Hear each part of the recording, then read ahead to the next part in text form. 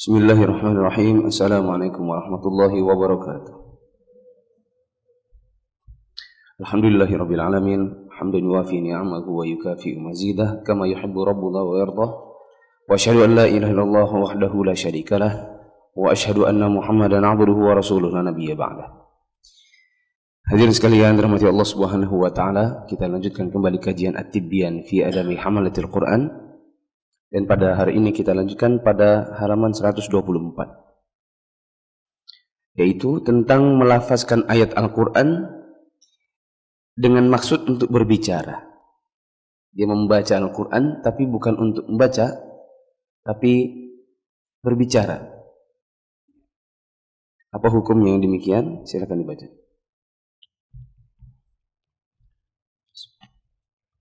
Bismillah. Melafalkan ayat-ayat Al-Quran dengan maksud berbicara. Ibnu Abu Daud menyebutkan beberapa pendapat. Diriwayatkan bahwa Ibrahim An-Nakhai rahimahullah memakruhkan jika Al-Quran ditakwilkan dengan sesuatu yang merupakan permasalahan dunia. Umar bin Khattab saat sholat maghrib di Mekah pernah membaca surat At-Tin yang artinya watini waz-zaitun wa turusin, yang artinya demi buah tin dan buah zaitun, demi gunung Sinai. At-Tin surat 95 ayat 1 sampai 2. Kemudian beliau mengeraskan suaranya dan membaca wahadal baladil amin, dan demi negeri Mekah yang aman ini, yaitu At-Tin ayat ketiga. Diriwayatkan dari Hukaim bin Sa'ad bahwa seseorang dari mahkamah pernah mendatangi Ali ketika ia sedang mengerjakan sholat subuh, lantas berkata, yang diambil dari surat Az-Zumar ayat 65, jika engkau mempersekutukan Allah, niscaya akan terhapuslah amalmu. Kemudian Ali pun menjawab, sedangkan beliau dalam keadaan sholat, yang diambil dari surat Ar-Rum ayat 60, yang berarti, bersabarlah engkau, sungguh janji Allah itu benar, dan sekali-sekali jangan sampai orang-orang yang tidak meyakini kebenaran ayat-ayat Allah itu menggelisahkan engkau. Para ulama berkata, jika seseorang meminta izin atau masuk kepada orang yang sedang sholat, hendaklah orang yang sedang sholat tersebut menjawab dengan, masuklah ke dalamnya dengan sejahtera dan aman, yaitu dari surat Al-Hijr ayat 46. Jika yang ia maksudkan tilawah atau tilawah dan jawaban, maka sholatnya tidak batal. Dan jika yang dimaksudkan dengan jawaban tanpa niat tilawah, maka sholatnya batal.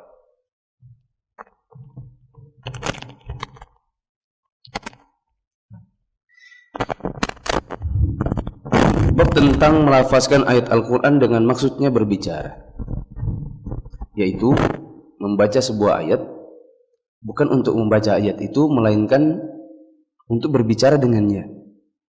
Yang pas kebetulan ayat itu bertepatan dengan suatu momen yang nanti maknanya bisa digunakan untuk berbicara pada momen tersebut. Ada beberapa asar di sini. Misalnya Ibrahim An-Nakhai mengatakan itu dimakruhkan. Ada di antara para ulama yang justru mengerjakannya, seperti Umar bin Khattab dari kalangan sahabat. Dia pernah dalam keadaan membaca ayat watini wa zaitun, karena kebetulan momennya adalah di Mekah, dan Mekah itu adalah negeri yang diberkahi, maka beliau pun membaca ayat yang setelahnya bukan untuk membaca ayat itu sendiri, melainkan untuk berbicara. Maka dia mengatakan wahadzal baladil amin, dan ini negeri Mekah ini adalah negeri yang aman.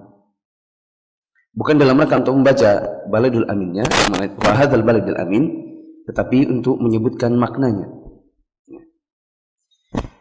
Kemudian ada di antara para ulama yang lain, di sini antum bisa lihat di halaman 125 ada paragraf di atas bunyinya para ulama berkata, ya dapat. Di situ yang benar adalah para ulama mazhab Syafi'i. Karena tidak semua para ulama mengatakannya. Para ulama Syafi'i dalam mazhab Syafi'i berkata, kalau ada orang mau minta izin masuk ke tempat yang di dalamnya ada orang sholat, maka orang sholat itu jangan bilang silakan. Assalamualaikum, di dalamnya ada orang yang sedang sholat.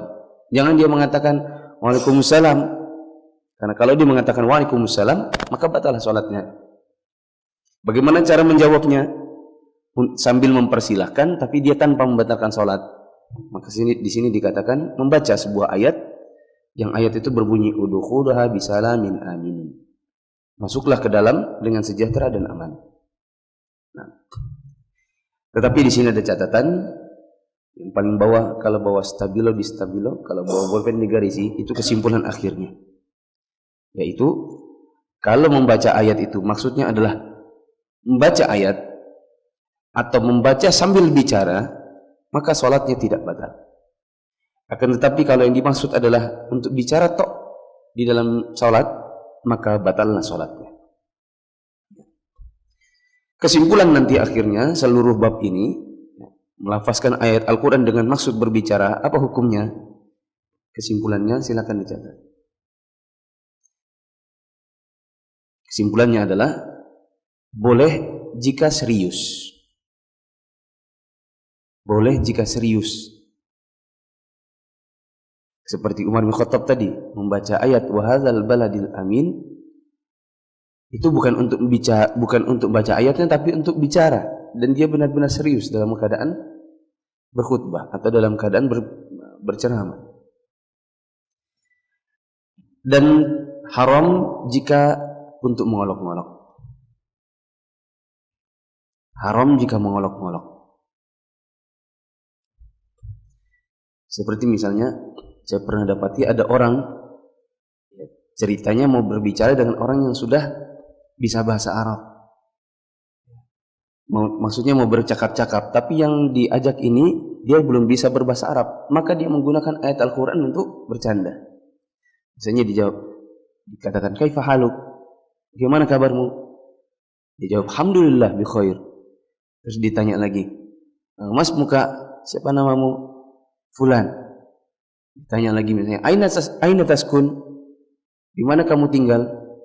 Dia tidak bisa menjawab, maka dia pun menjawab dengan ayat Al-Quran. Dia mengatakan qul ya ayyuhal kafirun la a'budu ma ta'budun. Dia ingin berpraktek bahasa Arab, ya. Karena tidak mampu maka dia gunakan ayat Al-Quran, tapi dalam rangka untuk bercanda-canda, maka ini tidak boleh.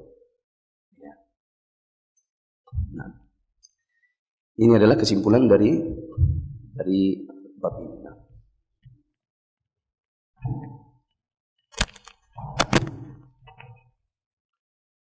Ketika membaca Al-Quran sambil berjalan. Ketika ia membaca Al-Quran sambil berjalan, lalu melewati suatu kaum, hendaklah ia menghentikan bacaannya dan mengucapkan salam kepada mereka, lalu meneruskan bacaannya. Jika ia mengulang ta'awudz ketika hendak meneruskan bacaannya, maka itu baik. Jika ia membacanya sambil duduk, lalu ada yang melewatinya, Imam Abu Hasan Al-Wahidi mengatakan, yang paling utama, orang yang melewatinya tidak perlu memberi salam padanya, karena ia sedang sibuk dengan Al-Quran. Jika ia memberi salam kepada orang yang membaca Al-Quran, maka cukup baginya menjawab dengan isyarat. Jika ia ingin menjawabnya dengan ucapan, ia bisa menjawabnya, kemudian memulai lagi dengan ta'awudz dan melanjutkan bacaannya. Perkataan ini lemah, yang benar wajib menjawabnya dengan ucapan. Para ulama mazhab Syafi'i mengatakan, jika khatib sedang khutbah Jumat, lalu seseorang datang dan mengucapkan salam, kami berpendapat bahwa dia mendengarkan saat khatib sedang berkhutbah, hukumnya sunnah. Maka menurut pendapat yang paling sahih dari dua pendapat adalah wajib menjawab salamnya. Mereka berpendapat ini berkaitan menjawab salam ketika khutbah yang kewajibannya mendengarkannya dan keharaman berbicara pada saat itu masih diperselisihkan. Sedangkan menjawab salam ketika membaca Al-Quran yang berdasarkan ijma' tidak haram berbicara. Maka lebih utama dikatakan menjawab salam kala itu hukumnya wajib sebagaimana secara umum menjawab salam hukumnya wajib. Ini paragraf kalau tidak dijelaskan pasti bingung. Tadi malam istri saya suruh baca, dia bilang ini bagaimana sih maksudnya? Jamaah sekalian mati Allah, apa hukumnya membaca Al-Quran sambil berjalan kemudian melewati orang? Kalau kita melewati orang, maka sudah selayaknya memberikan salam. Kemudian yang diberi salam hukumnya wajib untuk menjawab. Jamaah sekalian, apa hukumnya memberi salam? Sunnah atau wajib? Memberi salam, apa hukumnya? Sunnah atau wajib? Sunnah. Apa hukumnya menjawab salam? Sunnah atau wajib? Wajib. Memberi salamnya sunnah, menjawab salamnya wajib. Kalau ada orang membaca Al-Quran sambil jalan kemudian melewati orang, maka sunnahnya dia memberi salam. Tadi hukumnya memberi salam apa? Sunnah. Berarti sunnah untuk berhenti dulu dari membaca Al-Quran kemudian memberi salam. Setelah memberi salam, maka lanjutkan bacaan. Misalnya kita naik motor sambil membaca Al-Quran, sambil ke masjid. Di jalan ada orang yang jalan kaki.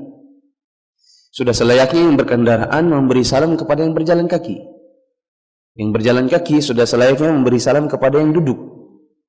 Ya. Maka kita yang naik motor ini sambil membaca Al-Quran, melewati orang yang berjalan kaki, kita berhenti dulu membaca, kemudian memberi salam. Assalamualaikum. Orangnya sudah menjawab, Waalaikumsalam. Kita lewati dia, ya, tentunya kalau bisa ditanya dulu, ikut Pak. Ya, jangan dilewati saja, apalagi kalau masih di atas sana. Ya. Itu lewat aja, tidak nawar-nawari, apalagi kalau orang tua. Ya. Mungkin ada di antara bapak-bapak ada yang biasa kalau ditawarin selalu bilang olahraga. Mana Pak ikut? Olahraga. Pasti jawabannya begitu. Ya, walaupun dalam hati begini, nanti kalau ditawarin pasti dia bilang olahraga lagi. Tetap ngomong, ikut Pak. Walaupun nanti dia bilang olahraga, besok ketemu lagi, ntar dia ini olahraga lagi nih. Berhenti dulu. Ikut Pak, olahraga. Siapa tahu suatu hari itu dia lagi nggak olahraga, kakinya lagi sakit. Ya, kemudian dia selama ini menyesal, kenapa aku selalu bilang olahraga? Ya, hari ini lagi sakit kaki. Ya. Nah kita salam, ucapkan salam. Kalau sudah kita berhenti dulu, ikut Pak, olahraga, jalan, baru kemudian lanjutkan bacaan. Itu kalau kita yang baca Al-Quran dan kita melewati orang. Sekarang bagaimana kalau seandainya kita yang dilewati orang? Kita yang sedang membaca Al-Quran dan orang yang memberi salam. Apa hukumnya? Di sini dikatakan, gimana ya caranya? Di sini dikatakan orang yang sedang membaca Al-Quran lalu dilewati orang dan ada orang memberi salam, maka sunnahnya dia berhenti dulu membaca, dia menjawab salamnya Waalaikumsalam. Setelah orang itu pergi, kemudian lanjutkan bacaannya dengan membaca ta'awuz dulu. Coba antum melihat di paragraf yang pertama ini, kata-kata yang paling akhir apa? Perkataan ini lemah. Yang benar adalah wajib menjawab salamnya dengan ucapan. Coba Bapak, tidak usah baca dulu. Yang dibaca dulu. Kalau kita yang sedang membaca Al-Quran, lalu ada orang lewat, dia mengucapkan salam. Kalau di sini dikatakan dia cukup memberi isyarat. Tak usah diberhentikan bacaannya. Misalnya kita lagi duduk di belakang, ada orang masuk ke masjid, melewati kita, Assalamualaikum, kita lagi membaca Al-Quran, maka cukup memberikan isyarat. Ini menurut pendapat yang pertama. Menurut pendapat yang kedua, lebih bagusnya tidak beri isyarat, tetapi mengucapkannya dengan salam, dengan suara, Waalaikumsalam.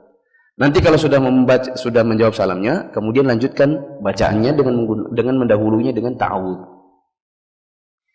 Tetapi perkataan yang benar di sini kata Imam Nawawi, perkataan yang di atas itu melemah.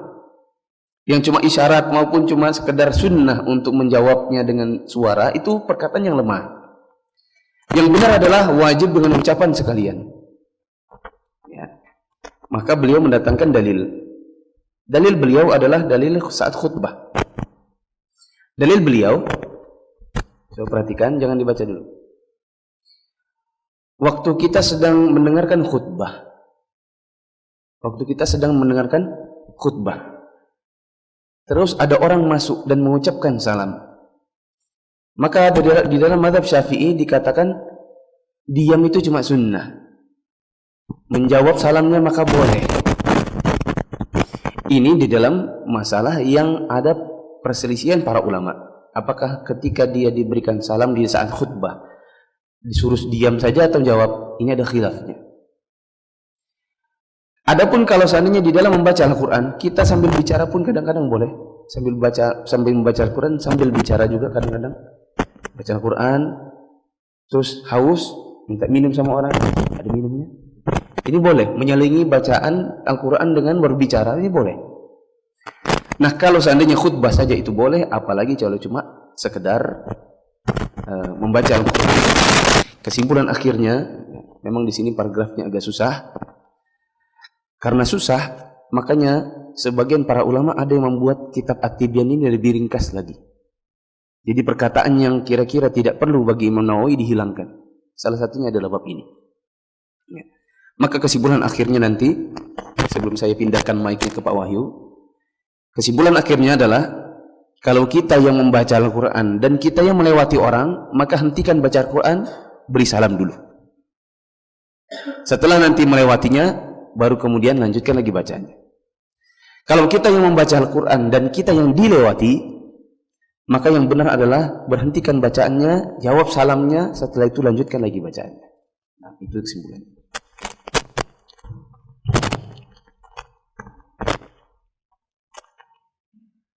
Adapun mengenai bersin pada saat membaca Al-Quran, hendaknya ia mengucapkan Alhamdulillah. Demikian pula jika sedang sholat. Jika ada orang lain bersin, lalu mengucapkan Alhamdulillah, sementara ia sedang membaca Al-Quran di luar sholat, hendaklah ia mendoakan orang yang bersin dengan ucapan Yarhamukallah, semoga Allah merahmatimu. Sekarang bagaimana kalau dalam keadaan bersin? Lagi membaca Al-Quran terus bersin.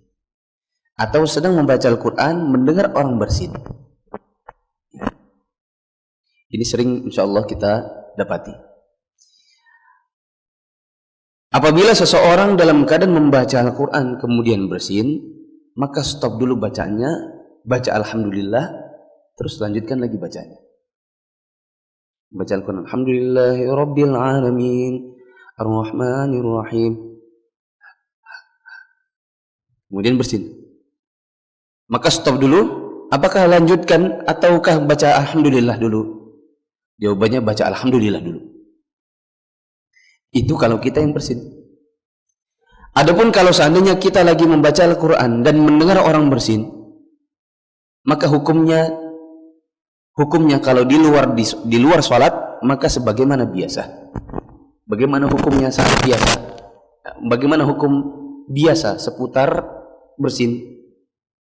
Bapak-bapak kalau bersin baca apa? Alhamdulillah. Kalau dengarkan orang, kalau kita bersin kita baca Alhamdulillah. Waktu kita membaca Alhamdulillah, maka orang yang mendengarkan kita membaca Alhamdulillah mengucapkan apa? Yarhamkallah.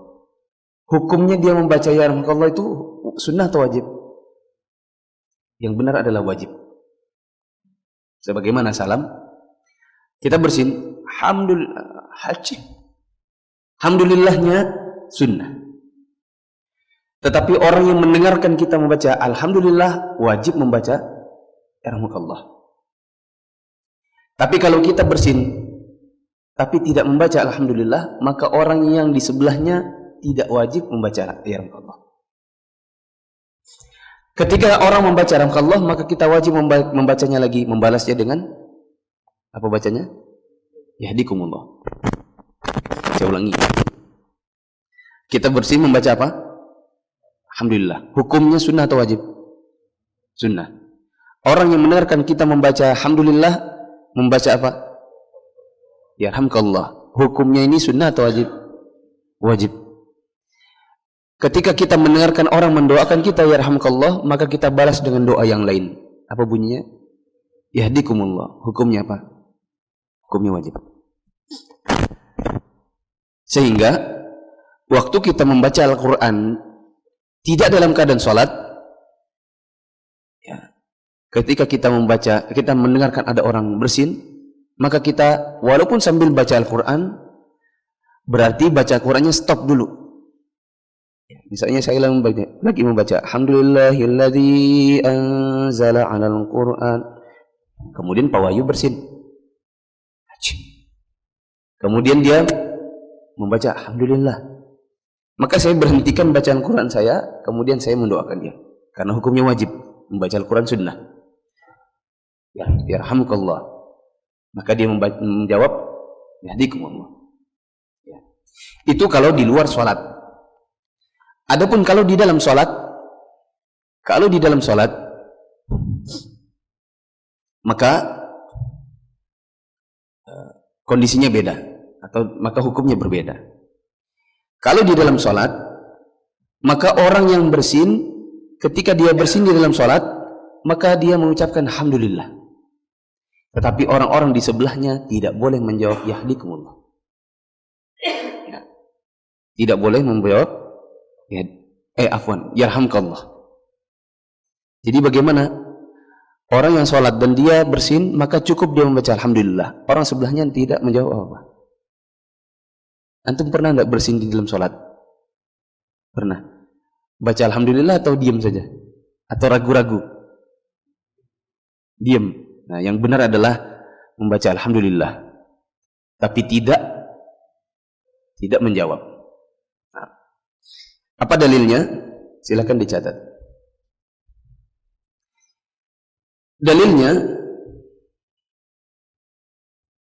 kenapa kok orang Kenapa kok orang yang mendengarkan orang bersin membaca alhamdulillah waktu di luar sholat disuruh, tapi waktu di dalam sholat maka malah tidak boleh membaca rahmatullah? Dalilnya adalah kisah Muawiyah bin Al-Hakam. Muawiyah bin Al-Hakam pernah sholat bersama sahabat. Kemudian di dalam sholat itu ada seorang laki-laki yang bersin. Laki-laki yang bersin ini, dia membaca alhamdulillah atau tidak? Kira-kira? Afwan, kalau saya ulangi lagi, biar tambah ingatnya. Kalau orang lagi sholat, kemudian bersin, sunnah atau tidak sunnah membaca alhamdulillah? Sunnah atau tidak? Bawah yuk. Kita lagi sholat, kita bersin, kita sunnah membaca alhamdulillah atau tidak? Sunnah. Orang yang mendengarkan kita membaca alhamdulillah, apa hukumnya dia membaca yarhamkallah? Dalam keadaan sholat boleh atau tidak boleh? Tidak boleh. Nah, ada seorang laki-laki yang bersin, kemudian dia membaca alhamdulillah. Dia bersin, alhamdulillah. Di sebelahnya Muawiyah bin Al-Hakam As-Sulami, sahabat Nabi. Muawiyah bin Al-Hakam waktu itu baru masuk Islam, sehingga dia tidak tahu bahwa orang yang mendengarkan orang membaca alhamdulillah tapi di dalam sholat tidak boleh jawab. Maka dia kira-kira membaca apa? Yarhamkallah. Dalam keadaan sholat dia membaca yarhamkallah. Maka sahabat-sahabat yang lainnya semua menatap ke arah dia, menolehkan wajahnya ke arah dia. Maka dia pun terkaget, kok orang-orang semua lihatin saya. Ya. Dia tidak tahu dikarenakan dia baru masuk Islam ketika itu. Orang-orang melihat dia membaca, ya rahmakallah, maka semuanya menatap dia sambil menepukkan paha-pahanya. Maksudnya mengingkari. Kira-kira ini misalnya membaca rahmakallah, maka gitu. Tapi tanpa ya. Cuma melihat ini, kemudian menepuk-nepuk paha dan rame-rame. Nah, maka Muawiyah pun menjawab, halaktum. Semoga kalian celaka. Kenapa kau ngeliatin saya? Ya. Maka selesai dari sholat, maka beliau mengadu kepada Rasulullah. Ya Rasulullah, tadi saya menjawab ya rahmakallah. Kok orang-orang ngeliatin saya terus nepuk-nepuk paha, mukanya ngeri-ngeri lagi. Nah. Maka Rasulullah SAW menjawab, inna fis salati la insyiqal. Sesungguhnya di dalam salat itu ada kesibukan, tidak pantas ada perkataan yang lain kecuali zikrullah, dan itu tidaklah diperbolehkan. Nah, jadi ini adalah dalil bahwasanya kalau kita bersin di dalam salat kita membaca yarhamkallah. Tapi kalau kita mendengarkan orang lain membaca kalau kita bersin di dalam salat membaca alhamdulillah. Tetapi kalau mendengarkan orang lain membaca alhamdulillah maka tidak boleh menjawab yarhamkallah. Dengan dalil kisahnya siapa tadi? Muawiyah. Muawiyah ada Muawiyah bin Abi Sufyan, ada Muawiyah bin Al-Hakam. Muawiyah yang mana? Yang Al-Hakam. Jangan nanti terbalik ya. Ada Muawiyah bin Abu Sufyan dan bukan yang ini. Yang benar adalah Muawiyah bin Al-Hakam As-Sulami.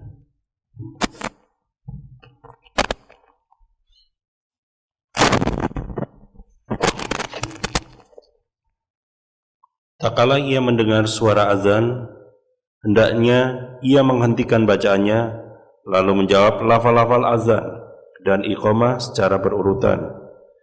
Kemudian kembali meneruskan bacaannya itu. Ini pendapat yang disepakatin oleh para ulama. Tatkala mendengar suara azan, hendaklah menghentikan bacaan Al-Quran, lalu menjawab lafaz azan dan iqamat secara berurutan, kemudian kembali meneruskan bacaan. Ini pendapat dalam mazhab Syafi'i. Perhatikan, misal kita sholat, misal kita datang ke masjid lebih dahulu daripada muadzin. Azannya belum dikumandangkan, kita sudah sampai di masjid.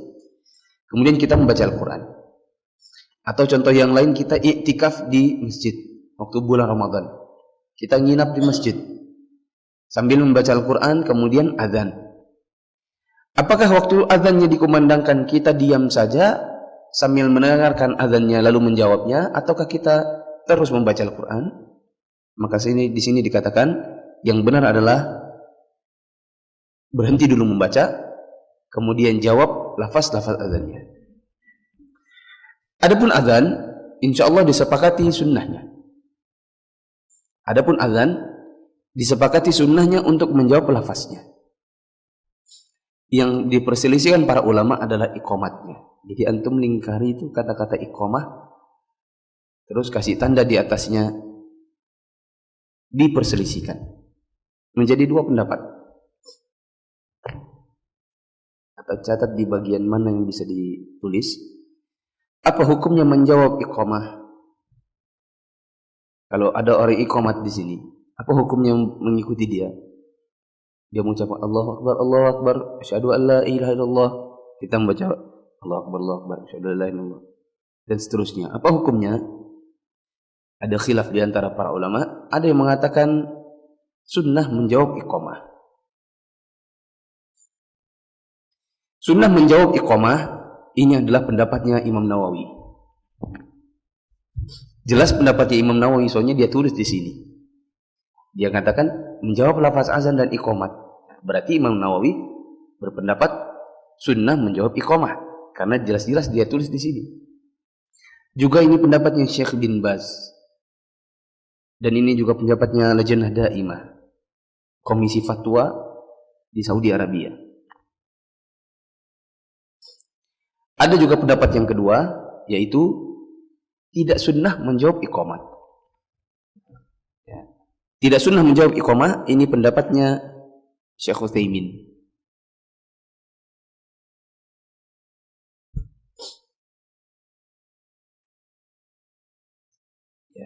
Dan ini adalah khilaf di antara para ulama, yang khilafnya insyaallah khilaf yang tidak perlu diperselisihkan, membuat kita misalnya ya, terlalu banyak berdebat masalah ini.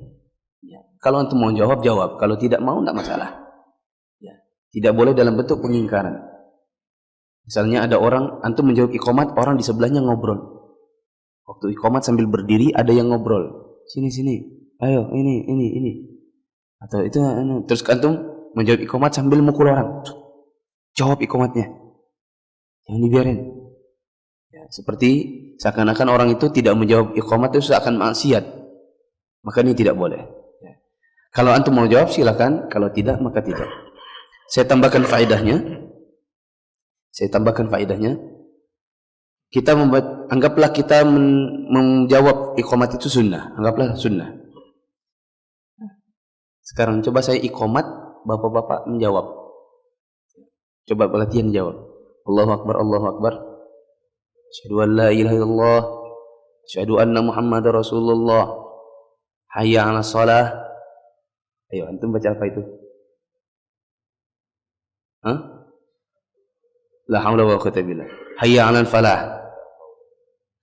Qad qamatis shalah. Ayo antum baca apa? Qad qamatis shalah. Nah, ini ada faedahnya. Di sebagian buku ada yang menjawab, ada yang mengatakan ya, iqamat qad qamatis shalah itu dijawab dengan kalimat aqamallahu wa adamaha. Tetapi ini tidak ada dalilnya. Yang benar adalah jawab seperti perkataannya muadzin. Jadi dia menjawab qad qamatis shalah atau tidak dijawab sama sekali. Qad qamatis shalah. Allahu Akbar, Allahu Akbar. La ilaha illallah. Kalau muadzinnya bilang as-salatu khairum minan naum, antum baca apa?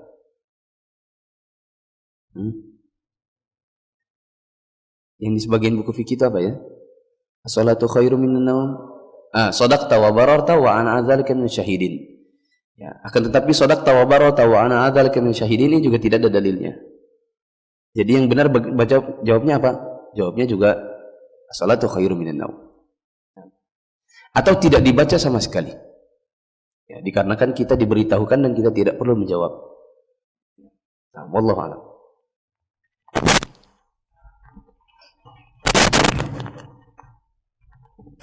Afwan, adapun pendapat bahwasanya mengucapkan yarhamkallah itu hukumnya sunnah, hukumnya wajib. Inilah pendapatnya Ibnu Qayyim al-Jauziyah dan pendapatnya Syekh Utsaimin. Nah, dan ini pendapat yang saya ambil, mengucapkan yarhamkallah itu hukumnya wajib. Adapun mengucapkan alhamdulillahnya hukumnya sunnah.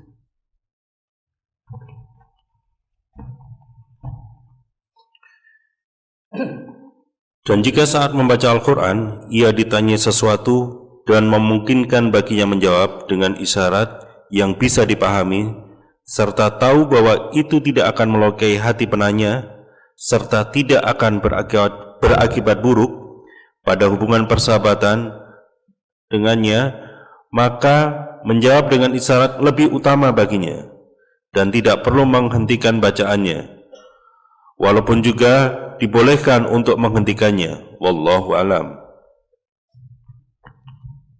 Permasalahan terakhir dalam bab ini adalah apabila seseorang membaca Al-Quran lalu ditanya sesuatu, kalau bisa menjawab dengan isyarat, maka jawablah dengan isyarat. Kalau sekiranya misalnya begini, ditanya begini, di mana tempat ambil Al-Quran? Jawaban kita kalau tidak begini, cuma sekadar isyarat kan, nunjuk sambil membaca Al-Quran. Apa ya misalnya? Tabarakalladzi biyadihi. Ini ada yang nanya, Pak, baca ambil Quran di mana, Pak? Tabarakalladzi biyadihil mulku wa huwa ala kulli syai'in qadir. Ini sambil membaca dan beri isyarat. Atau ada pilihan yang kedua, itu apa? Itu lemari gedenya kelihatan. Mana yang dilakukan? Cukup memberi isyarat atau diucapkan dengan bacaan? Maka di sini Imam Nawawi mengatakan kalau sekiranya menjawab dengan isyarat tanpa menjawab dengan ucapan itu tidaklah melukai perasaannya, maka jawablah dengan isyarat saja. Tapi kalau kira-kiranya nanti bisa timbul perasaan tidak enak, misalnya yang nanya ini tua, Kemudian dia mengatakan, tidak sopannya nih anak. Yang nanya orang tua cuma gini. Ini kan bagi di Indonesia kan dianggap tidak sopan toh. Tapi tidak di sebagian negeri yang lain. Maka kita kira-kira, oh yang nanya tua. Tidak mungkin kita bilang. Jadi apa dilakukan? Itulah Pak, lemarinya. Atau dia nanya misalnya, di mana kita lagi di i'tikaf di Masjid Nabawi misalnya.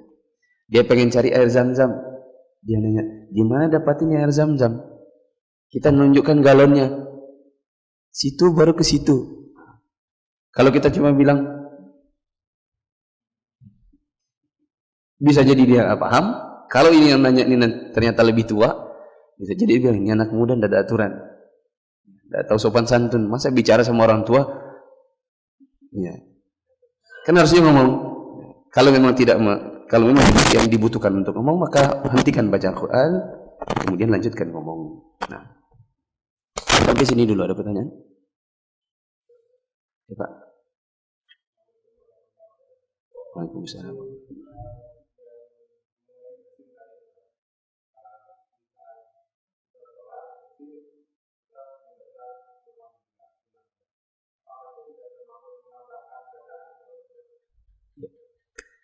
Apakah ketika kita sholat kita membaca Alhamdulillah waktu bersin itu tidak menambah? Kan tadi kata Nabi, Inna fis salati li'insyghal. Kata Nabi SAW, sesungguhnya di dalam sholat itu ada kesibukan. Tidak pantas perkataan yang lain. Loh, bukannya kalau kita mengatakan Alhamdulillah, itu justru menambah kesibukan yang lain? Maka jawabannya adalah, di dalam perkataan Nabi SAW tadi, ya, di dalam hadisnya Muawiyah bin Al-Hakam tadi, justru terdapat dalil bolehnya mengucapkan Alhamdulillah. Dari sisi mana? Dari sisi yang diingkari oleh Nabi SAW hanyalah jawabnya si Muawiyah yarhamukallah. Adapun yang menjawab Alhamdulillahnya, tidak Nabi SAW ingkari. Kalau memang mengucapkan Alhamdulillah waktu orang bersin di dalam sholat itu juga tidak boleh, maka tentunya Nabi SAW akan mengatakan, sesungguhnya yang mengucapkan bersin itu juga harusnya jangan Alhamdulillah, makanya kamu jadi rahmatullah gara-gara dia. Kalau kira-kira ada isyarat demikian, maka berarti mengucapkan Alhamdulillah itu tidak boleh. Tetapi yang Nabi ingkari di sini hanyalah ya rahmatallahnya. Maka yang dikoreksi oleh Rasulullah SAW hanyalah perbuatan Muawiyah, tasmitnya saja, mengucapkan ya rahmatallahnya saja. Kalau tidak mungkin dipanggil juga sahabat yang Alhamdulillah. Kamu mengucapkan Alhamdulillah? Iya, itu juga nggak boleh. Atau ada isyarat model demikian. Dan para ulama kita ketika menjawab masalah ini atau menjelaskan hadis Muawiyah bin Al-Hakam ini, kebanyakan di antara mereka tidak ada yang mengatakan ya Alhamdulillahnya juga tidak boleh. Tetapi ya rahmatallahnya itu yang tidak boleh. Nah, tidak ada yang mengatakan sebatas yang saya tidak ada yang mengatakan Alhamdulillahnya juga tidak boleh. Perkataan Nabi SAW, Inna fis salati linsyighal, ini adalah untuk mengingkari atau mengoreksi Muawiyah dan tidak untuk mengoreksi orang yang bersinnya tadi. Nah, ini menunjukkan bolehnya.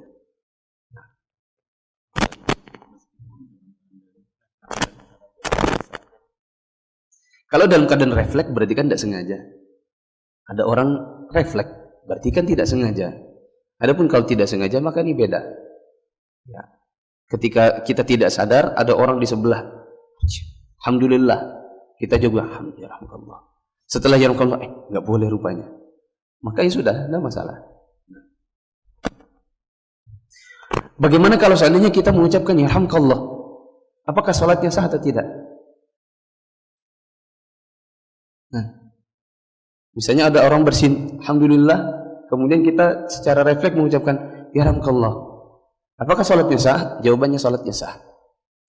Mengapa? Dikarenakan Rasulullah SAW ketika mengoreksi Muawiyah bin Al-Hakam ini tadi, beliau hanya mengucapkan sesungguhnya di dalam sholat itu ada kesibukan. Tidak pantas, tidak seharusnya kamu mengucapkan ya Alhamdulillah. Kira-kira begitu. Dan beliau tidak mengatakan, berarti sholatmu ulangi lagi. Dikarenakan kamu mengucapkan perkataan yang tidak boleh. Kalau memang sholatnya tidak sah, tentunya Nabi akan menyuruh Muawiyah mengurangi lagi sholatnya. Tapi Muawiyah tidak disuruh oleh Nabi mengulangi salatnya, berarti menunjukkan sahnya salatnya. Hanya saja dia salah dalam hal ini. Tidak semua yang salah di dalam salat pasti batal. Ini kaidah ya. Tidak semua hal yang di dalam salat itu salah, kemudian berarti salatnya menjadi batal. Seperti salah posisi soft. Bapak-bapak, kalau salat bersama laki-laki 1 orang, antum berjamaah cuma 2 orang. Antum salat berjamaah 2 orang. Makmumnya ditaruh di kanannya imam atau di kirinya imam? Di kanan. Kalau seandainya ada orang ternyata salah, dia taruh di kirinya. Misalnya ada orang salat di sebelah kanan. Dia salat sendirian di sebelah kanan. Terus ada orang masuk pengen berjamaah, karena sebelah kanannya dinding, dia tidak bisa kan salat. Isi Pak, minggir dulu sebelahnya. Saya mau ke sebelahnya. Maka dia langsung berdiri di sebelah kiri sampai selesai. Orang itu salah atau tidak softnya? Salah atau tidak softnya? Salah. Tetapi sahkah salatnya? Salatnya sah. Salatnya sah, Pak. Ya. Loh, kok salah soft kok dianggap sah? Dianggap salatnya sah? Dikarenakan salah soft bukan pembatal salat. Benarnya soft bukan syarat sah salat. Buktinya adalah Rasulullah SAW ketika salat bersama Ibnu Abbas atau Anas bin Malik. Ibnu Abbas atau Anas bin Malik berdiri di sebelah kirinya Nabi. Kemudian di tengah-tengah salat beliau menarik kupingnya. Ini kupingnya diambil begini. Kemudian ditarik ke sebelah kanan. Setelah selesai salat, Nabi tidaklah mengatakan, tadi kau salah tempat, kau sebelah sini, harusnya sebelah sini. Ulangi lagi salatmu. Nabi tidak mengatakan demikian. Berarti ini menunjukkan kalau seandainya salah tempat, ini adalah salah dalam soft, tapi salat tetap sah. Karena benarnya bentuk soft bukan syarat sah, dan salahnya penyusunan soft itu bukanlah pembatal salat. Begitu juga kalau ada orang menyusun soft terlalu jauh, ya. Orang berjajar sedikit dan ada celah-celah yang besar antara mereka satu sama lain. Ya. Apakah salatnya sah? Kalau gitu saya tanya, apakah softnya benar? Ada orang menyusun soft dalam keadaan terlalu jauh antara mereka satu sama lain. Softnya benar atau salah? Salah. Tapi salatnya sah atau tidak sah? Salatnya sah. Tidak semua yang salah di dalam salat dia membatalkan salat. Antum salat dalam keadaan celana terjulur di bawah mata kaki, ini salah. Tetapi salat dengan celana di bawah mata kaki atau sarung di bawah mata kaki, menurut pendapat yang benar adalah salatnya sah. Dikarenakan hadis yang mengatakan tidak sah salat bagi orang yang celananya atau sarungnya di bawah mata kaki, ini adalah hadis yang tidaklah sahih. Ada di dalam Dhaif Jami'us Shaghir.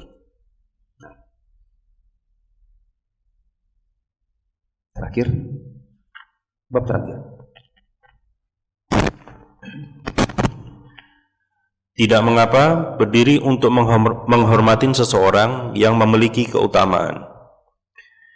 Jika ada seorang yang punya kelebihan dalam bidang keilmuan, kesahihan, kemuliaan, usia dan penjagaan, kekuasaan, keturunan, atau lainnya, maka tidak mengapa berdiri menyambutnya sebagai bentuk penghormatan dan pemuliaan yang bukan sebab riya ataupun pengkultusan bahwa ini sebuah anjuran.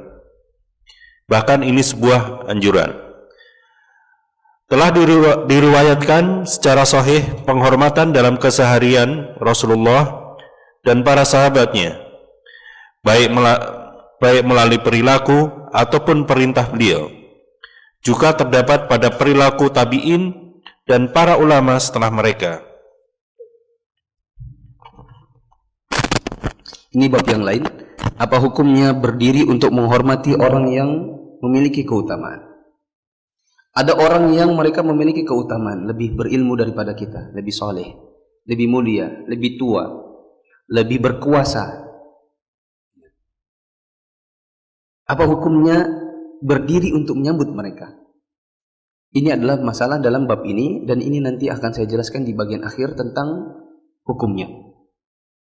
Cuma kita perlu tahu apa maksudnya. Ya. Terus perlu diketahui, berdiri ada yang cuma begini. Misalnya orang itu mau datang, kita sudah berdiri berjajar. Ya, berdiri berjajar. Orangnya datang, kemudian kita, misalnya ada yang tunduk, ya kan? Kalau di Jepang kan begitu ya, kalau tidak salah. Datang orangnya, ini nunggu, yang orang lain bungkuk, baru kemudian jalan lagi dia. Kalau perlu orang ini jalan dulu, semuanya bungkuk. Sudah lewat orang itu, baru berdiri sini. Ada yang begitu? Ada juga yang begini. Misalnya kita lagi di dalam, terus lihat misalnya Pak Joko di luar. Pak Joko lama tidak temu. Kita berdiri untuk menyambut dia dan kita jalan ke dia. Bedanya kalau yang tadi yang pertama, kita memang sudah berdiri di tempat nungguin orang itu. Seperti di acara kepresidenan yang semacamnya. Ada yang dari jauh kita gerak jalan ke dia. Dan ini sesuatu yang beda. Nanti saya akan jelaskan hukumnya di akhir. Di sini dikatakan bahwasanya untuk menyambut orang yang memiliki kehormatan, keilmuan, kesalihan dan seterusnya, maka ini adalah diperbolehkan dan tidak mengapa. Dikarenakan ada perintah Rasulullah SAW di dalam catatan kaki. Ini di catatan kaki kalau kita baca, ada perkataan Aisyah radhiyallahu anha, dia mengatakan aku tidak melihat seorang pun yang sopan santun dan perilakunya lebih mirip dengan perbuatan Nabi. Yang dimaksud di sini adalah Fatimah. Fatimah itu apabila datang Nabi SAW, maka Fatimah akan berdiri menghampirinya, menggandeng tangannya, mengecup tangannya, atau mengecup bapaknya, duduk di dekatnya, dan seterusnya. Ya. Kalau bapaknya datang, yaitu Nabi, maka Fatimah akan menyambutnya, berdiri untuk menyambutnya, kemudian menciumnya, memegang tangannya, mendudukkannya, dan seterusnya. Begitu juga kalau misalnya dia datang kepada rumah bapaknya, ya, maka Fatimah nanti akan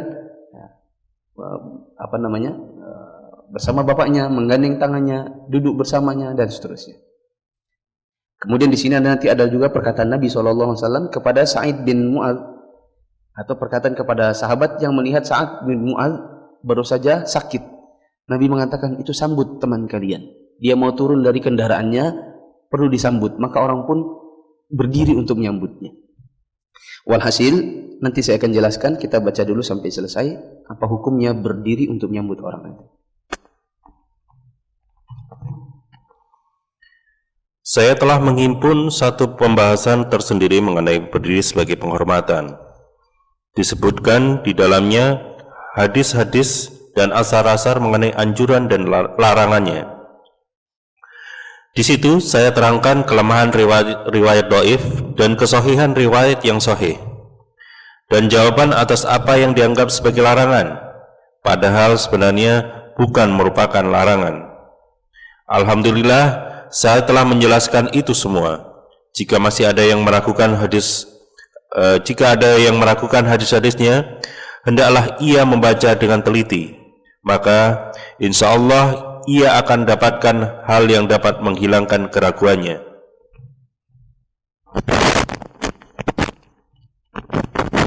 Nah, sekarang silakan menulis.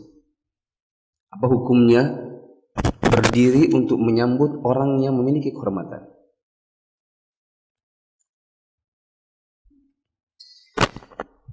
Saya rinci dengan beberapa tulisan, silakan antum menulis saja, saya bacakan. Dalam masalah ini ada khilaf. Dalam masalah ini ada khilaf.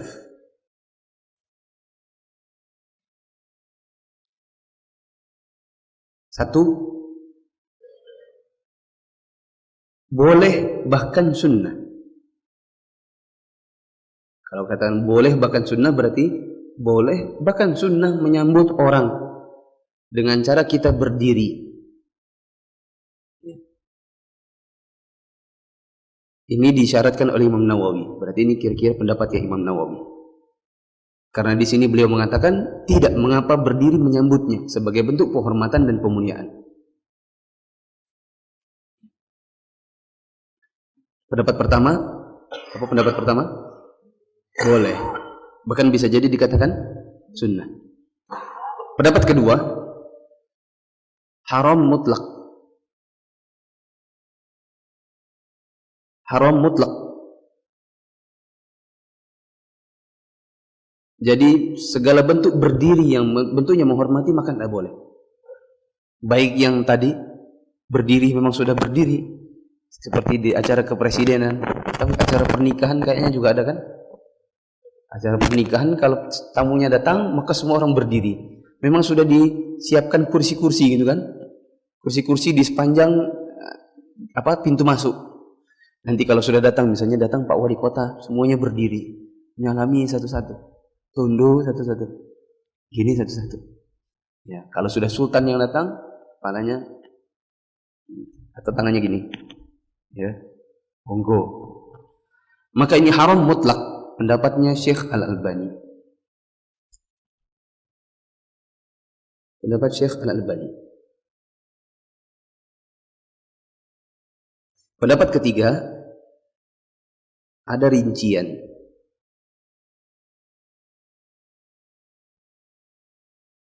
Pendapat ketiga ada rincian. Yang A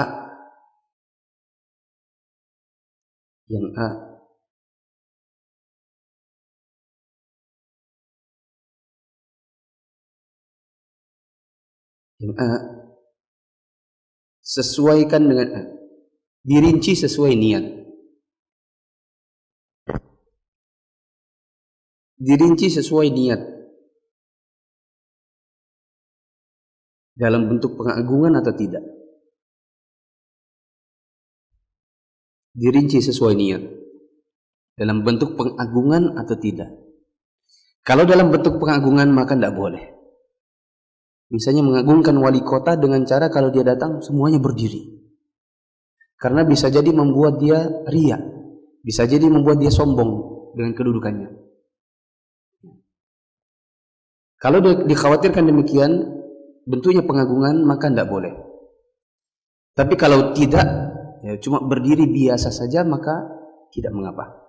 Seperti sekedar berdiri hanya untuk menyambut, mari Pak sini, di sini tempat makannya. Mari Pak di sini duduknya. Maka ini tidak mengapa. Tapi kalau sengaja berdiri, ketika dia datang, maka semuanya berdiri, maka ini tidak boleh. Dulu waktu saya wisuda di kampus dulu, ada agenda acara begini. Seluruh senat kampus memasuki tempat wisuda, hadirin dimohon berdiri. Hadirin dimohon berdiri. Saya lihat di antara karena wisudawan kumlot ditaruh di depan. Alhamdulillah saya kumlot. Semua ditaruh di depan. Cuma saya yang tidak berdiri. Yang lainnya berdiri. Karena ada perintah demikian. Maka ini berarti bentuk pengagungan. Senat kampus, senat universitas memasuki tempat wisuda, hadirin dimohon berdiri. Berarti ini pengagungan. Kalau bentuk pengagungan maka tidak boleh. Maka saya pun tidak berdiri. Yang lain pun kemudian sundul-sundul, maka saya tidak berdiri. Biasanya saya berdiri atau tidak berdiri, toh wisuda juga. Setelah wisuda toh nanti pulang juga. Tidak ada hubungannya mau dia berdiri atau tidak berdiri. Maka saya pun tidak berdiri dan teman saya tanya, kok nggak berdiri? Iya, berdiri dalam rangka pengagungan tidak boleh. Ya, seperti hal yang demikian. Atau presiden memasuki lapangan upacara, hadirin dimohon berdiri. Ini tantangan bagi PNS tingkat tinggi. Nah, Bapak Wali Kota memasuki tempat ini, kepada calon PNS diharap berdiri. Ini mau sumpah jabatan. Apakah berdiri? Enggak berdiri. Kalau dalam rangka pengagungan maka tidak boleh. Dan biasanya kalau dengan komando maka itu adalah wujud pengagungan. Jadi ngapain? Duduk saja. Jangan khawatir. Antum tidak berdiri pun dia tidak akan bilang, kenapa tidak berdiri? Wali kota tidak akan bilang begitu. Wali kota tidak akan bilang, batalkan ini sumpah jabatannya. Batalkan CPNS-nya. Tidak mungkin. Karena tidak ada aturan yang demikian. Ini hanyalah masalah protokoler dan bukan masalah aturan. Tidak ada aturannya di dalam aturan undang-undang kepegawaian. Nah, rincian yang pertama tadi adalah berdasarkan niat. Kalau bentuknya pengagungan maka tidak boleh. Kalau hanya niat berdiri biasa saja maka boleh.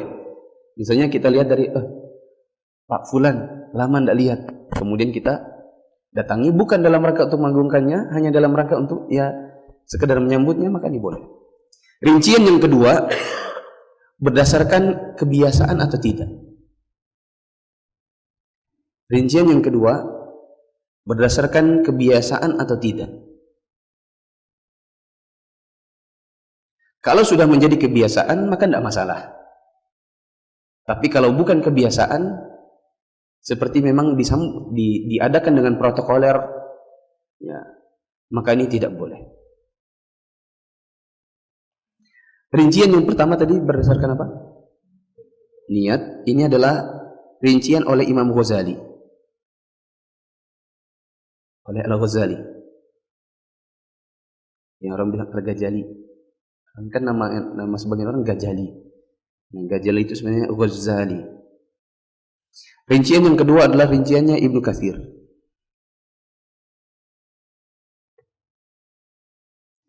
Rincian yang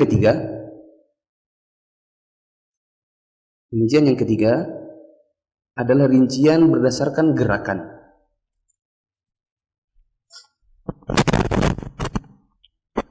Rincian berdasarkan gerakan. Dikarenakan beliau, ini adalah pendapatnya Imam Syekh Utsaimin. Pendapatnya Syekh Utsaimin. Dikarenakan ada rincian begini. Sebagian hadis ada yang mengatakan seakan-akan disuruh untuk berdiri menyambut. Sebagian hadis justru tidak boleh menyambut. Perhatikan, khususnya nanti teman-teman yang ikut kajian di Masjid Namiro hari Ahad malam, kajian Al-Firqatun Najiyah, ada satu bab yang memang belum dibahas. Bab tentang berdiri menghormati orang. Di situ sudah ditulis larangan berdiri menghormati orang. Perhatikan.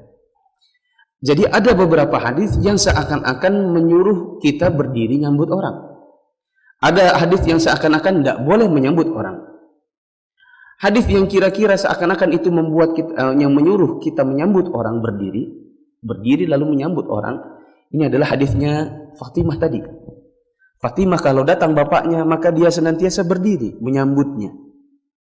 Ya. Berdiri mendatangi bapaknya kemudian menyambutnya, mengajaknya masuk, mendudukkan dia. Tolong jangan dibaca karena di situ tidak ada. Antum melihat dulu. Hadis yang seakan-akan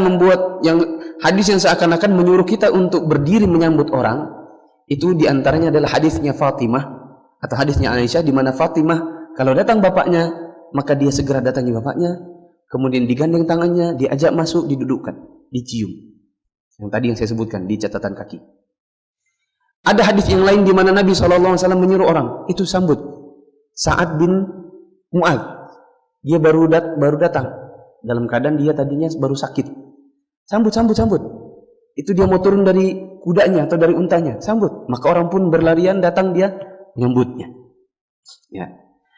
Kemudian kejadian pada Ka'ab bin Malik, di mana Ka'ab bin Malik bersama dua orang temannya, ini 3 orang sahabat yang tidak ikut perang. Karena tidak ikut perang maka diboikot oleh Nabi dan para sahabat. Tidak dijawab salamnya, tidak digubris, tidak dianggap adanya. Adanya seperti tidak adanya. Dihajar, ya. Dihajar bukan ditonjok, dihajar itu maksudnya diboikot. Ketika turun ayat yang menjelaskan bahwasanya Ka'ab bin Malik bukanlah orang munafik, waktu itu dia tidak ikut perang hanya dikarenakan alasan yang lain, bukan dikarenakan tidak mau ikut perang, maka dijelaskan oleh Nabi, boikot sudah berakhir, Ka'ab bin Malik bukanlah orang munafik. Mari kita sambut dia. Ketika datang Ka'ab bin Malik, maka orang pun berlarian mendatangi Ka'ab bin Malik untuk menyambutnya. Alhamdulillah kau sudah dilepaskan dari boikot. Kau dikatakan oleh Allah bukan orang munafik. Masya Allah. Sudah disambut, dipeluk, dijadikan sahabat lagi. Ini hadis yang seakan-akan menyuruh kita untuk menyambut orang yang datang dalam keadaan kita berdiri. Nah, ada hadis yang lain bahwasanya seakan-akan itu dilarang. Sebagaimana dibawakan oleh Syekh Muhammad Jamil Zain dalam kitab Al-Firqatun Najiyah, ada di situ asar di mana Ibnu Mas'ud mengatakan tidak ada orang yang cintanya kepada Nabi mengalahkan kami para sahabat. Tidak ada orang yang cintanya kepada Nabi mengalahkan kami para sahabat. Akan tetapi kami para sahabat tahu bahwasanya kalau Nabi datang kami berdiri untuk menyambut beliau, maka beliau tidak suka. Ya. Saya ulangi, Ibnu Mas'ud mengatakan kalau soal cinta, maka kami para sahabat lebih cinta kami kepada Nabi daripada orang yang lainnya. Tapi kami tahu Nabi kalau kami sambut dengan cara kami berdiri maka beliau tidak suka. Ini hadis yang seakan-akan mengatakan tidak boleh. Ya, seakan-akan tidak boleh. Hadis-hadis yang pertama seakan-akan boleh, hadis yang berikutnya seakan-akan tidak boleh. Maka di sini adalah rinciannya yang dibuat oleh Syekh Utsaimin. Beliau mengatakan pada setiap hadis-hadis yang seakan-akan boleh, maka Nabi mengatakan atau lafaz hadisnya selalu menggunakan kalimat qoma ila. Qoma ila. Hadis-hadis yang seakan-akan itu mengatakan boleh selalu menggunakan kalimat qoma ila. Adapun hadis yang mengatakan seakan-akan tidak boleh menyambut orang dengan cara berdiri selalu menggunakan kalimat qoma li. Qoma li atau yaqumu li. Bedanya di mana? Kata beliau, kalau qoma ila maka itu ada gerakan penyambutan. Tapi kalau qoma li maka dia diam di satu tempat dan tidak bergerak. Maka rincian yang ketiga adalah tergantung gerakan. Kalau ada sambutan berupa gerakan maka boleh. Kalau sambutannya berdiri di satu tempat maka tidak boleh.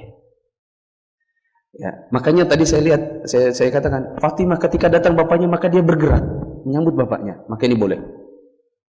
Atau ada tamu ketok-ketok kita keluar, kemudian kita menyambut di luar, maka ini boleh karena ada gerakan. Atau sebagaimana Ka'ab bin Malik ketika selesai boikotnya maka orang-orang pun berlarian kepadanya dan memberikan dia selamat. Tadi waktu Sa'ad bin Mu'az mau turun dari kendaraan maka orang-orang pun berlari kepadanya dan menyambutnya turun. Adapun waktu yang asarnya Ibnu Mas'ud maka semua orang yang dikatakan oleh Ibnu Mas'ud Nabi tidak suka itu adalah kalau Nabi datang kemudian semua orang berdiri di satu tempat. Maka rincian yang ketiga adalah bahwa kalau seandainya itu dengan gerakan penyambutan maka boleh. Kalau tanpa gerakan penyambutan berdiri di satu tempat maka tidak boleh. Maka saya kasih contoh. Antum di kantor wali kota, misalnya jadi PNS. Wali kota memasuki tempat upacara hadirin di pohon berdiri. Antum kan berdiri di satu tempat tidak bergerak menyambut, maka tidak boleh. Antum mau wisuda, senat universitas memasuki tempat wisuda, hadirin di mohon berdiri. Antum berdiri tapi hanya berdiri tok untuk menyambut, maka tidak boleh. Berdasarkan rincian pertama, kedua maupun ketiga. Begitu juga begini. Bapak, dengarkan dulu. Antum bisa lihat sebagian kalau ada pertemuan wali kota ini dia duduk di bagian pertama, ya toh? Di bagian di soft terdepan pastinya kan kursinya. Kemudian ada orang berjalan, sambutan dari Pak Camat Fulan, Pak Camat kami mohon dipersilahkan. Kemudian dia jalan, tuk. Jalan ke depan, menghadap dulu ke arah wali kota, dia dalam keadaan duduk, dia gini dulu. Lihat enggak? Tahu kan? Pak Camatnya, berdiri menghadap ke wali kota, kemudian duduk dulu. Misalnya permisi, kemudian jalan. Kemudian memberikan, ini juga tidak boleh. Karena kan adalah bentuk penghormatan dalam bentuk berdiri dan berada di satu tempat. Ya. Kan dia tidak begini. Ya kan dia tidak lewati wali kota. Ya. Pasti dia berdiri dulu, apalagi ada gerakan membungkuk. Dan gerakan membungkuk itu tidak boleh. Jadi kalau antum ikut silat dan silatnya ada membungkuk gini dulu, maka ini tidak boleh. Ya, fatwa para ulama dalam masalah ini banyak. Ikut silat yang silatnya harus membungkuk, maka tidak boleh. Tapi kalau mau ikut silat itu tanpa membungkuk, gimana? Silakan. Tapi janjian, nggak boleh bungkuk satu sama lain. Bentuk begini nggak boleh. Terakhir waktu Syekh Sa'ad Asy'ari ke Indonesia, dia lihat ikhwan kita kalau nyambut beliau selalu gini. Dia mau sambut gini, salamin semua orang begini. Pegang tangan pasti kepalanya begini. Maka beliau pun tanya kepada saya, kenapa orang-orang ini kalau nyambut saya pasti begini? Kenapa begitu? Adat Syekh, di sini memang orang-orang begitu. Bilang nggak boleh. Nah, ini saja. Ada pertanyaan terakhir? 1, 2. Habis pertanyaannya 2 aja. Pak Budi.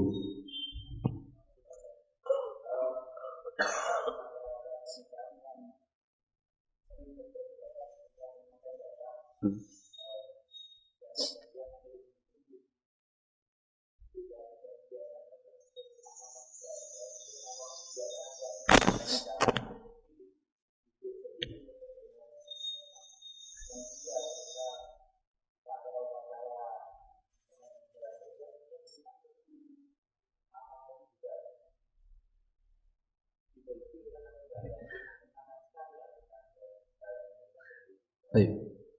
Yang pertama acara pernikahan. Kalau acara pernikahannya bisa nggak pakai berdiri, nggak usah berdiri. Dulu waktu saya menikah nggak ada orang berdiri. Saya masuk, yang berdiri ya saya dengan istri, dengan pemegang apa namanya, di belakang ada yang bawa-bawakan barang. Ya itu aja yang berdiri. Adapun tamu nggak ada yang berdiri dan kita tidak masalah. Kalau masih bisa berdiri, kalau masih bisa tanpa berdiri nggak usah berdiri. Kalau harus berdiri bagaimana? Kalau harus berdiri dan itu menjadi kebiasaan, maka di sini kan tadi ada rincian. Rincian yang pertama, kalau bentuknya pengagungan maka tidak boleh. Apakah kita mengagungkan pengantin? Tidak. Berarti menurut rincian pertama tidak masalah. Ada rincian yang kedua, itu jadi adat istiadat atau tidak. Oh ini sudah adat istiadat, berarti menurut rincian kedua berarti nggak masalah. Nah yang jadi masalah adalah kalau mengikuti rincian ketiga, kita tamu hanya sekedar berdiri dan berdiri di tempat, maka ini sebenarnya tidak boleh. Saya pribadi, untuk yang paling aman, berdiri, datang pengantin sekedar ya menyambut tamu, mempersilakan, tolong luaskan jalan, pengantinnya mau masuk, maka nggak masalah. Atau sekedar kan nanti kalau pernikahan yang Islami, laki-laki dan perempuannya kan dipisah. Biasanya laki jalan-jalan sendiri aja, perempuan jalan sendiri aja. Ini yang biasa kejadian adalah manakala pengantinnya di pelaminan berdua. Sehingga nanti tamu laki-laki dan tamu perempuan bercampur aduk. Dan ini yang kurang Islami. Atau justru tidak Islami. Yang Islami adalah manakala tamu dan laki dengan perempuan dibedakan. Ini area laki-laki. Di tengahnya sudah dipasangkan tirai hirai. Kalau kejadiannya demikian, insya Allah nggak akan ada yang namanya berdiri untuk menyambut pengantin. Ini hanyalah biasa terjadi apabila tamu laki dan perempuan atau pengantinnya disandingkan berdua di atas pelaminan. Maka perlu kita ubah.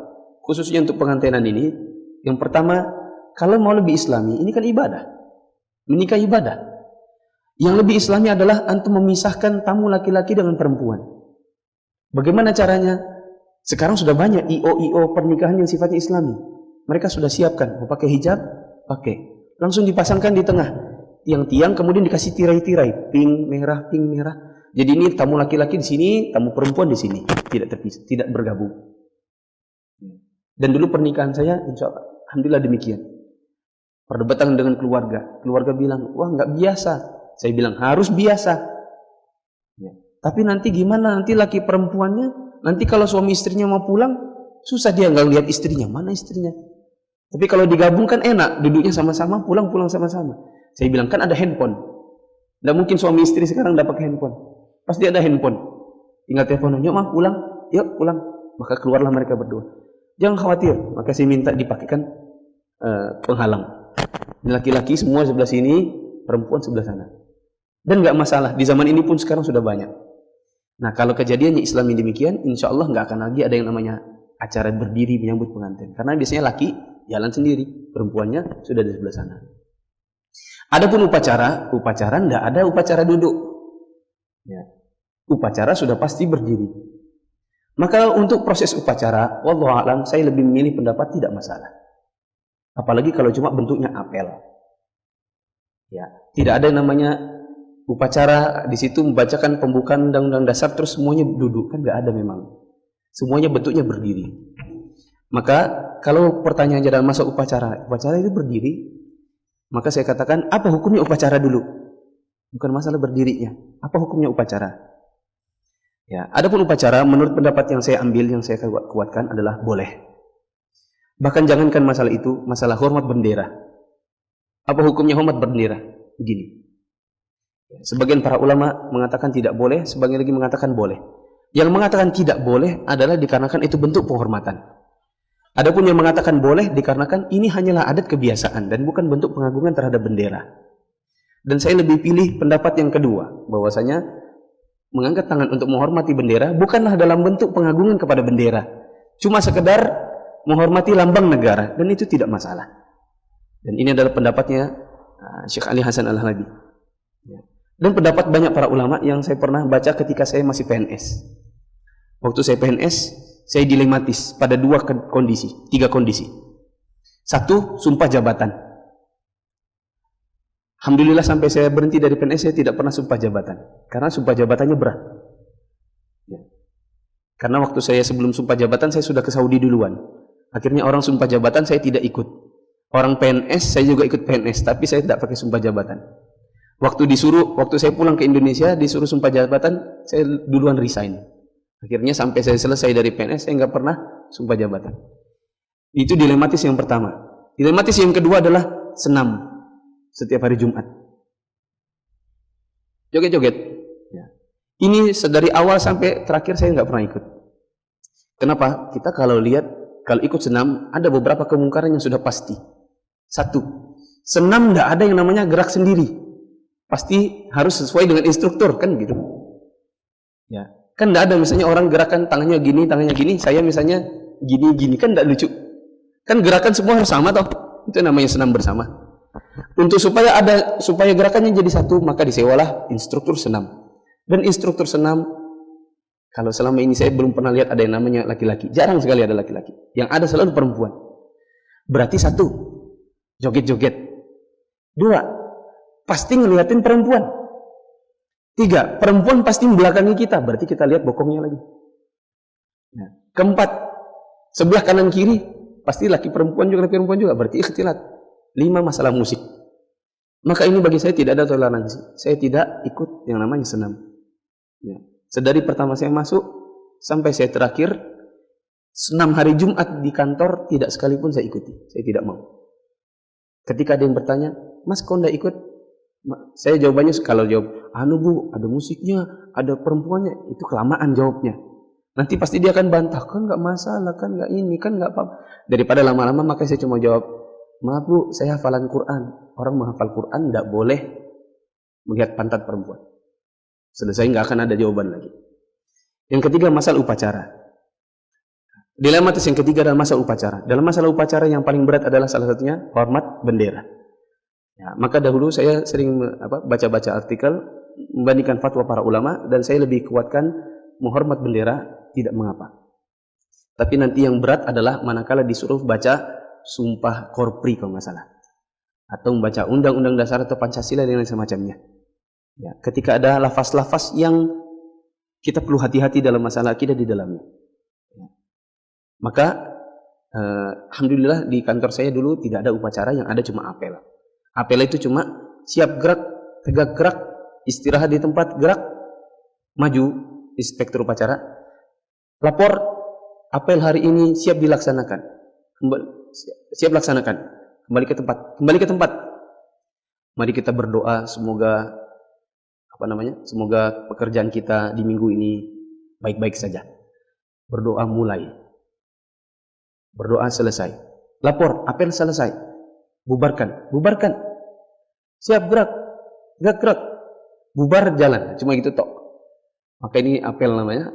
Maka alhamdulillah sampai terakhir tidak ada acara-acara yang item-item acara upacara yang betul-betul berat yang saya lakukan. Nah, jadi upacara nggak masalah. Ketika disuruh hormat bendera bagaimana? Khilaf para ulama. Yang penting tidak ada bentuk pengagungan, maka dia tidak masuk dalam area kesyirikan. Dan saya meyakini bahwasanya itu hanyalah pengagungan kepada lambang negara, dan itu boleh. Hormat kepada bendera. Yang penting nanti perlu diperhatikan masalah ya, inspektur upacaranya perempuan dan yang semacamnya. Apalagi kalau bentuknya nanti ya, ada hal-hal yang sifatnya kemungkaran yang tidak bisa toleransi, maka tidak boleh.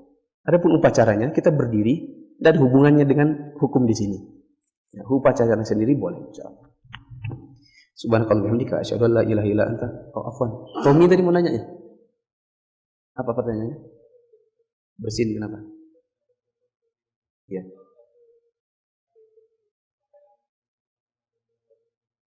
Ya. Saya pernah mendengar pembahasan ini dari Syekh Sasri. Apakah hukumnya sunnah bertasmid, menjawab yarhamkallah, memberikan jawaban yarhamkallah, apakah itu sunnah ataukah fardu wajib? Kalau wajib, apakah dia fardu kifayah ataukah fardu ain? Dan Allah alam, seingat saya yang beliau kuatkan adalah fardu ain. Jadi setiap yang mendengar orang bersin dan dia mengucapkan alhamdulillah, maka wajib membaca yarhamkallah. Tidak cukup hanya 1-2 orang. Semua yang dengar kata-kata alhamdulillah, maka baca. Tapi kalau dia bersin tanpa alhamdulillah, maka tidak sunnah juga untuk diucapkan yarhamkallah. Karena yarhamkallah adalah balasan terhadap alhamdulillah. Sebagaimana salam waalaikumsalam itu adalah balasan terhadap assalamualaikum. Kalau tidak ada assalamualaikumnya, maka tidak ada waalaikumsalam. Tidak ada waalaikumsalam. Kan tidak ada. Butuh assalamualaikum dulu. Nah, begitu juga rahmatullah, dia butuh alhamdulillahnya, maka apabila tidak ada alhamdulillahnya, tidak ada rahmatullah. Pun yang mendengar alhamdulillah, maka semuanya membaca. Wallahu a'lam bishawab, itu adalah khilaf di antara para ulama. Subhanallah wa bihamdihi, asyhadu an la ilaha illa anta, astaghfiruka wa atubu ilaik. Wassalamualaikum warahmatullahi wabarakatuh.